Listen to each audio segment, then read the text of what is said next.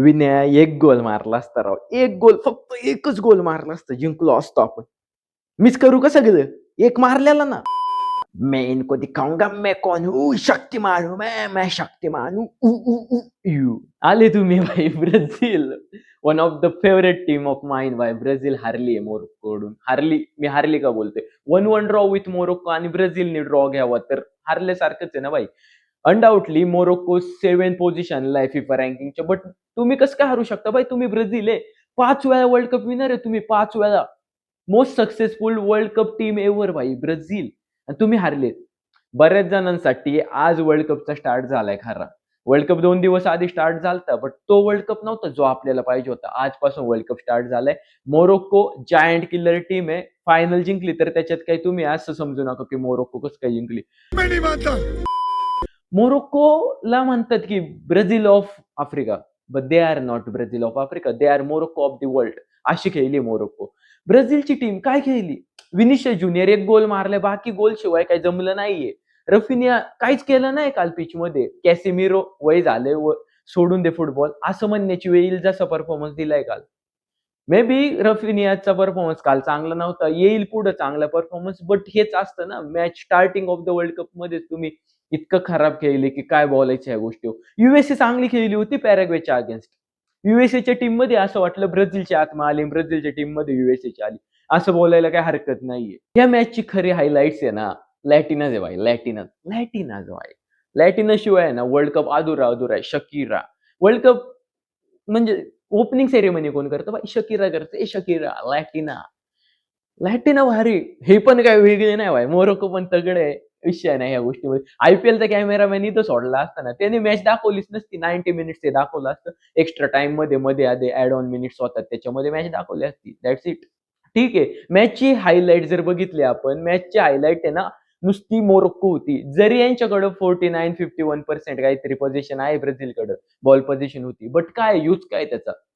Use काय ball त्यांच्याच पायात दिसलं मोरोक्कोच्या. हे कसं काय एवढी पोझिशन आली मला माहित नाही. मोरोक्कोची मिडफील्डनी यांची मिडफील्ड पूर्ण खाऊन टाकली.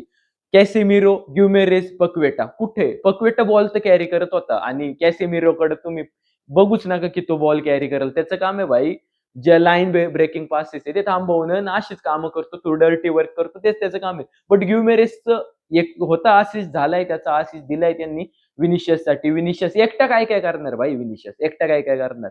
ठरलंय विनिशियस काल डिफेंडिंग करताना दिसलंय त्यांनी डिफेंडिंग केलीये भाई. चांगली डिफेंडिंग केलीये. ब्राहीम दियासच्या अगेन्स्ट विनिशियसने डिफेंडिंग केली आणि तगडा खेळायला विनिशियस तसं बघायला गेलं तर. बट विनिशियस ज्युनियर कडून तुम्ही किती परफॉर्मन्स बघणार ना? त्यांनीच करावं का सगळं? रफिनियाचा 0 गेम होता. ते असतं ना मॅच मध्ये म्हणजे असतं कुत्र्याला आपण करतो यू बिस्किट द्यायला. ते जवळ येतं बिस्किट फेकतो. छू सेम सेम आयगर थियागो यांचा स्ट्रायकर आणि रफिनिया बरोबर हीच गोष्ट झाली. यू छू हेच केलंय ब्राहीम दियास. काय मिडफील्ड आहे यांची. त्यांचा लेफ्ट बॅक जो आहे मजरुई त्याने काय गेम खेळला बाई. लेफ्ट बॅक असून तो सेंटरला येत होता. मी सांगू का मोरोक्कोची पूर्ण टीम आहे ना पूर्ण बॉल प्लेइंग टीम आहे. त्यांचे सेंटर बॅक फुल बॅक सगळे बॉल प्लेइंग आहेत. सगळ्यांना बॉल कंट्रोल चांगला आहे. आउट क्लास केले ब्राझीलला सिरियसली. ब्राझीलला आउट क्लास केले यांनी. वाटलंच नाही ब्राझील खेळते. तुम्ही विचार करा 3:30 रात्री मॅचेस बघतायत पोरं भारतातून. ते इंग्लंड वगैरे युरोपकडनं ते 1:30-2 वाजता मॅचेस बघताय. तुम्ही असा परफॉर्मन्स देताय भाई मजाच नाही आली. ब्राझील मान्य आहे. ब्राझील त्या बॅड फेज मधून आहे. त्यांना नेमारची खरं गरज आहे. नेमारची गरज आहे. यांची मिडफील्ड मोरोक्कोची उनाही, बुआदी आणि आयनोई यांनी आहे ना 0 केलं. यांची मिडफील्डच दाखवली नाही ब्राझीलची. ब्राझीलकडे कसं मिडफील्ड नाही. डिफेंडर टू अटॅक कोण बॉल कॅरी करून घेऊन जातं काय कळतच नाही. उगच ते कुन्या वगैरे येतो मध्ये आधी जरा चांगल्या गोष्टी करतोय.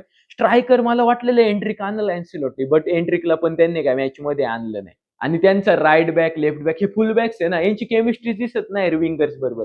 रफिनिया बरोबर आणि कोणत्या पण विंगर खेळू विनिशियस ज्युनियर बरोबर यांची काय केमिस्ट्रीच नाही. फुलबॅकचं काम काय असतं जेव्हा पण बॉल लूज करतोय एखादा आपला विंगर तर लगेच बॉल गेन करायचा विंगरला देऊन टाकायचा. विंगर लगेच अटॅक वर निघेल गोल मारत. हेच दिसतं ना सगळ्या मोठ्या टीम्स मध्ये. बट यांच्यामध्ये ते दिसत नाही.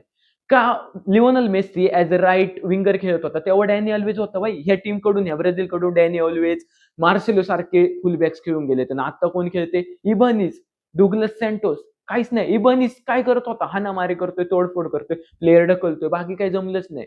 आजच्या गेममध्ये आहे ना, इबानीजनी नुसते फाऊल केले. ब्राझील कुस्तीच खेळत होती. फाऊल व फाऊल मारत होते. ब्राहीम डियाझचं तर काय बनवलेलं?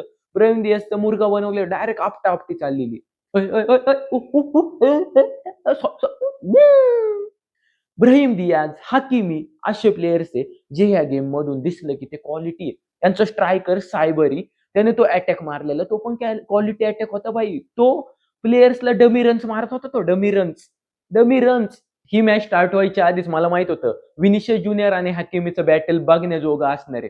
बट विनिशियस ज्युनियरला पॉकेट केलं का हाकिमीने? मी म्हणणार नाही केलं. विनिशियस ज्युनियरने ड्रिबल पास केलं हाकिमीला. बट लगेच हाकिमीने कमबॅक करत टॅकल मारला. तो आहे भाई हकीमी. हकीमी वर्ल्डचा बेस्ट राईट बॅक आहे आता. तुम्हाला वाटतंय नाही वाटतंय मला काही घेणं देणं नाही. माझ्यासाठी बऱ्याच लोकांसाठी राईट बॅक बेस्ट कोण आहे? हकीमी भाई, हकीमी. मला वाटलं नव्हतं हकीमी इतकं क्वालिटी आहे. ह्या मॅचला कळून गेलं का हकीमी काय आहे भाई. का त्याला हकीमी म्हणतात best best best. Vinicius junior चांगला परफॉर्मन्स होता. बट भाई दॅट क्लास विनिशियस ज्युनियरकडे आपण बघतो तेव्हा आपल्याला वाटतं क्लास आहे. अँसेलॉटीकडनं भाई ही उमेद नाही आपल्याला की तो असा गेम खेळून आणेल. बट ब्राझीलचे प्लेयर्सच आहे ना, कोच काय करणार? कोच कोचिंग करणार आहे. ब्राझीलच्या प्लेयर्समध्ये आहे ना, ती हे पाहिजे का मला करायचंय बट नाही. यांची मिडफील्ड यांच्यासाठी खराब आहे. मिडफील्डला कुणी आणा तुम्ही नाहीतर. तो एक मिडफील्डर राईट बॅक यांचा इंजुअर्ड झाला. वेस्ली त्याच्याऐवजी आणलाय इडरसन. तो खेळून टाका ना तुम्ही. बघा ना काय करतोय. ट्राय तर करा. कारण पक्वेटा बरोबर तुमची मिडफील्ड चालणार नाही अशी. कॅसेमिरो आहे, पक्वेटा आहे. बघा काय होतंय ते. टॅक्टिकल गोष्टींकडे येऊ आता. यांचा जो स्ट्रायकर होता, नंबर 11 होता त्याच्या जर्सीवर, सायबरी. What a player! What a player! त्यांनी पहिला गोल मारला, चिप गोल मारलाय. कोणाच्या अगेन्स्ट? ॲलिसन बेकरला पुढे यायला लावलं. 2 असे डिफेंडर मार्किनोज आणि आपला गॅब्रियल हे दोघं चॅम्पियन्स लीगची फायनल खेळून आलेत आणि यांच्याकडून ही उमेद नव्हती. इतक्या वेळा स्पेस मिळत होता मोरोक्कोच्या टीमला. असं वाटत होतं स्पेस आहे. कॅसेमिरो क्लास नाही खेळला. हे 2 डिफेंडरच्या मधून यांचा स्ट्रायकर 100 वेळा निघून गेला. याला ब्राहीम डियाझचे असे क्वालिटी पासेस येत होते. म्हणजे मेस्सी भाई ब्राहीम डियाझ फॉर मोरोक्को मेस्सी सारखाच आहे. आणि यांच्या टीममध्ये किती ब्राहीम डियाझ आहे. तो ऑफ सबस्टिट्यूट करून आणलेला प्लेयर तो पण ब्राहीम सारखाच खेळायला लागला. म्हणजे मला माहित नाही सबस्टिट्यूट वाले प्लेयर इतके क्वालिटी 18-20 वर्षाची पोरं आहेत.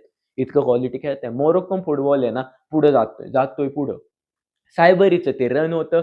सायबेरीला एकदम भारी पास आला होता आणि त्याचा तो गोल झाला. आणि असं तर नाही भाई डायरेक्ट पास आला. त्यांनी पास मागितलेला. तो असतो गुड स्ट्रायकर. म्हणजे त्यांनी मागितला पास, त्याला भेटला पास, त्याने गोल मारला. दॅट्स क्वालिटी भाई. हाकिमी जरी राईट बॅक असला तरी तो मिडफील्डमध्ये दिसत होता. हाकिमीचे फायनल थर्ड मधले जे पासेस होते ना ते तगडे होते. हा पास बघा, हाकिमीचा पास राईटला जाऊ शकत होता. बट त्याने पास कोणाला दिला? स्ट्रायकरला दिला, सायबेरीला. थोडं गोल आहे ना, थोडं भाई थोडा चान्स होता गोलचा, पण गोल झाला नाही. तिथं पण गोल होत होता. ते भाई हकीमीने एवढं केलं या मॅचमध्ये. इथून आता तुम्ही सायबेरिकच्या पायात बॉल आहे. तुम्हाला काय वाटतंय? राईटला पास देईल, 2 पोरं प्लेयर उभे आहे राईटला, त्यांना पास देऊन टाका ना. हां, नाही भाई नाही. त्याने पास क्रिएट केला. स्वतः क्रिएट केलाय चान्स. स्वतःसाठी चान्स क्रिएट केला. एक पास दिला, लगेच त्याला बॅक पास भेटला. डमी रन मारलं पहिले तर राईटला, लगेच बॅक पास भेटला. बॅक पास भेटल्यावर पण तिथून गोल चान्स क्रिएट झाला होता, बट ब्लॉक झाला. ही ब्राझीलची टीम आहे का भाई? ब्राझीलची टीम. बॉक्समध्ये किती किती प्लेयर्स आहे बघा तुम्ही. 1, 2, 3, 4, 5, 6, 7, 8 प्लेयर्स बॉक्समध्ये ब्राझीलचे. 8 प्लेयर्स. ब्राझील असे खेळतच नव्हते. आउट ऑफ पोझिशन आहे सगळं. सगळं इकडे-तिकडे गेले. अँसेलॉटीचे जो हे परत नीट करू शकतो. हकीमीने बॉल कॅरी केलाय. ब्राझीलच्या प्लेयर्सने काय केलं पाहिजे? कॅसिमिरोने काय केलं पाहिजे?